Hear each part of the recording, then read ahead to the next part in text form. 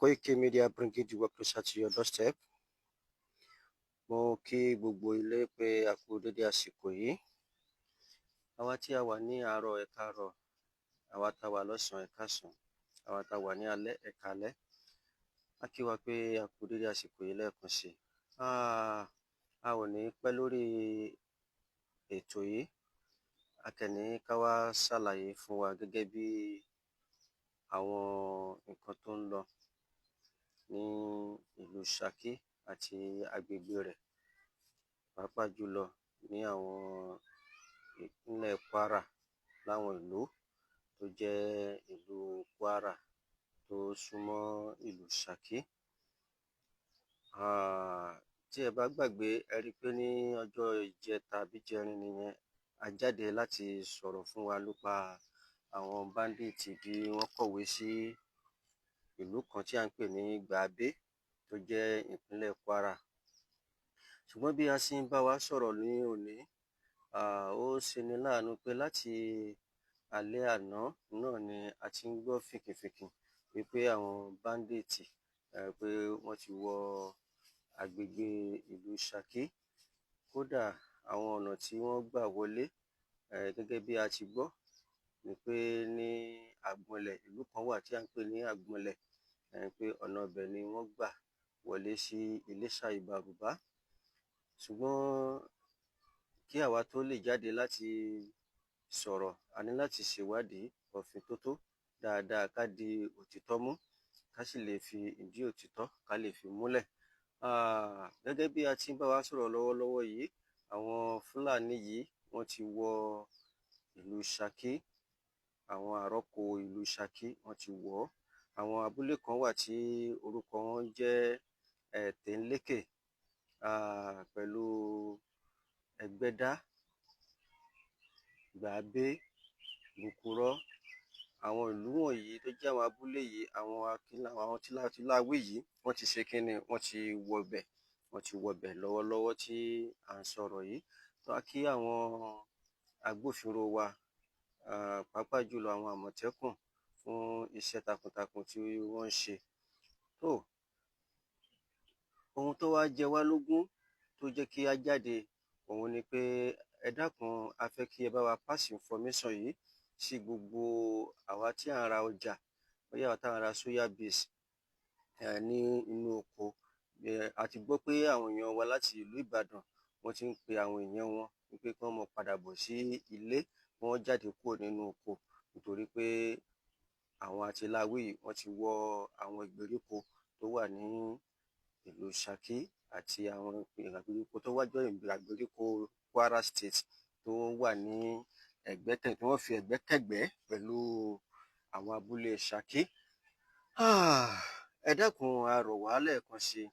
A fẹ́ kí ẹ bá wa pín fọ́nrán yìí jáde, kí ẹ bá wa pín fọ́nrán yìí dáadáa, kó lè kan gbogbo àwọn tó yẹ kó kàn lára, pàápàá jùlọ àwa tí a jẹ́ òṣòwò, tí à ń ṣòwò, tí à ń ra ọjà oko. Àkókò nìyí láti jẹ́ kí oníkálukú wa kí á mọ̀ bí a ó ṣe rìn ìrìn àjò ní àwọn àrọ́kò ìlú Ṣakí àti Kwara State lọ́wọ́lọ́wọ́ tá a wà yìí, torí pé kò sí ẹnìkan tó lè sọ pé ibi báyìí náà ni wọ́n máa gbà yọ, àbí ibi báyìí ni wọ́n máa kọlù ní ìgbà tí wọ́n bá fẹ́ ṣe ìkọlù. Kí Ọlọ́run kí ó bá wa dáwọ́ ibi dúró, k'Ọlọ́run kó sì fi agbára wa ká wọn láṣẹ Èdùmàrè. Ìdí nìyí tí a fi ń jáde láti àkókò yìí láti sọ fún wa pé ẹ dákun, ẹ bá wa pass information yìí sí gbogbo ibi tó yẹ kó dé, kó lè kan àwọn ènìyàn lára, pàápàá jùlọ àwọn tó bá tún wà ní àrọ́kò, tí wọ́n wà nínú oko. Ó ṣeé ṣe kí ẹ̀rọ ìbánisọ̀rọ̀ wọn kí ó wà ní ṣíṣílẹ̀, kí àwọn náà lóore ọ̀fẹ́ àti láti lè gbọ́ fọ́nrán yìí. Ó ṣe pàtàkì fún wa púpọ̀ púpọ̀. Kódà bí a ṣe ń bá wa sọ̀rọ̀ yìí ní gbogbo Gbàbé, láti bí ọjọ́ mẹ́ta náà ni àwọn agbófinró àtàwọn ọdẹ tí wọ́n ti wà ńbẹ̀, tí wọ́n ti dúró gbọ̀yìn níbẹ̀. Bí wọ́n ṣe tún wá wọlé ní àná yìí àti èní, a ò lè sọ pé ibi báyìí náà ni wọ́n dorí kọ, torí pé àwọn tí ó jẹ́ àwọn agbófinró tí wọ́n gbé ìgbésẹ̀ láti lọ lé wọn àti láti lọ bá wọn pé ìlú wo ni wọ́n ti ń bọ̀, níbo ni wọ́n sì ń lọ. Pípọ̀ tí wọ́n pọ̀ débi pé agbára àwọn tí wọ́n lọ bá wọn, agbára wọn ò lè ká wọn. Ṣùgbọ́n lọ́wọ́ tá à ń sọ̀rọ̀ yìí, wọ́n ti fọ́nká sí gbogbo agbègbè àwọn abúlé wọ̀nyí. Wọ́n ti fọ́nká gẹ́gẹ́ bí àwọn nǹkan tí a sì ń gbọ́ lẹ́nu àwọn agbófinró tí wọ́n lọ síbẹ̀. Wọ́n ti fọ́nká. Tó ìdí nìyí tí a fi ń sáré jáde láti lè tètè sọ fún gbogbo àwọn èèyàn wa wípé kí oníkálukú kí a sì ṣe kíni, kí a mọ ìrìn àjò tí a fẹ́ rìn nírú àkókò yìí. Ká sì mọ rìn ní ojúlalákàn fi sọ́rí, náà ni ká mọ rin ìrìn àjò wa. Ọlọ́run yóò mọ ṣaláàbò lórí wa o. A wá rọ ìjọba Ọ̀yọ́, ìpínlẹ̀ Ọ̀yọ́, bàbá wa Engineer Ṣèyí Mákindé láti fi ìkúnwọ́ fún ìrìn àjò yìí ní ìpínlẹ̀ Ọ̀yọ́. Ẹ mọ̀ pé mo sọ fún wa ní ọ̀sẹ̀ tó kọjá tá a jáde tá a ṣètò pé ìpínlẹ̀ Ọ̀yọ́, pàápàá jùlọ Ṣakí, ó fìdí sí bọ́dà tó pọ̀ dáadáa. So Ṣakí nídìí security tó yanrantí, ó nídìí ètò ààbò tó nípọn. Ṣakí nídìí ẹ̀ lọ́wọ́lọ́wọ́ tá a wà yìí. Pàápàá jùlọ ẹ̀yin ọba wa tẹ́ wà nílùú Ṣakí, ìyẹn ọba wa Ọ̀kẹ̀rẹ̀ tìlú Ṣakí àti àwọn ọba kéréje tó tún wà ní abẹ́ wọn pẹ̀lú àwọn baálẹ̀. Àkókò nìyí láti jẹ́ kí oníkálukú wa kí a jọ fọwọ́sowọ́pọ̀ lórí ètò ààbò.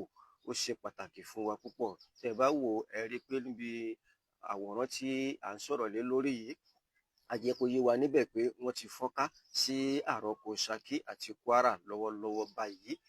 Tó a ò ní gbà wá lákòókò púpọ̀, ẹ̀yin èèyàn wa tí ẹ ní oore ọ̀fẹ́ àti àǹfààní láti lè máa gbọ́ ohùn wa ní irú àkókò yìí. Koiki Media bring the work closer to your doorstep. A kí yín púpọ̀ pé ẹ kú iṣẹ́ takuntakun, ẹ kú gbogbo ìgbà. Lágbára Elédùmarè, a ò ní ṣàṣetì, àwa la ó borí ọ̀tá, ọ̀tá ò ní borí wa o. Ẹ dákun lẹ́ẹ̀kan sí, ẹ bá wa pín ètò yìí, ẹ bá wa pín. Lọ́wọ́lọ́wọ́ tá à ń sọ̀rọ̀ yìí, gbogbo àrọ́kò Ṣakí ó ti di ohun tí ìbẹ̀rù bojo láti wọ̀ báyìí. Ó ti di ìbẹ̀rù bojo láti wọ̀ lọ́wọ́lọ́wọ́ báyìí. Tó kí Ọlọ́run kó gbé wa borí ọ̀tá. Lágbára Elédùmarè, ọ̀tá ò ní borí wa o. Láṣẹ Èdùmàrè, àwa la borí wọn. Mo kí wa lẹ́ẹ̀kan sí pé ẹ kú ìfẹ́ tí a ní sí iléeṣẹ́ Koiki Media bring the work closer to your doorstep. Bó bá tún ṣe ń lọ, a ó tún mọ mú wá sí etí ìgbọ́ wa láìpẹ́ àti láì jìnnà. Ẹ ṣé púpọ̀. Ire o. Ó dìgbà.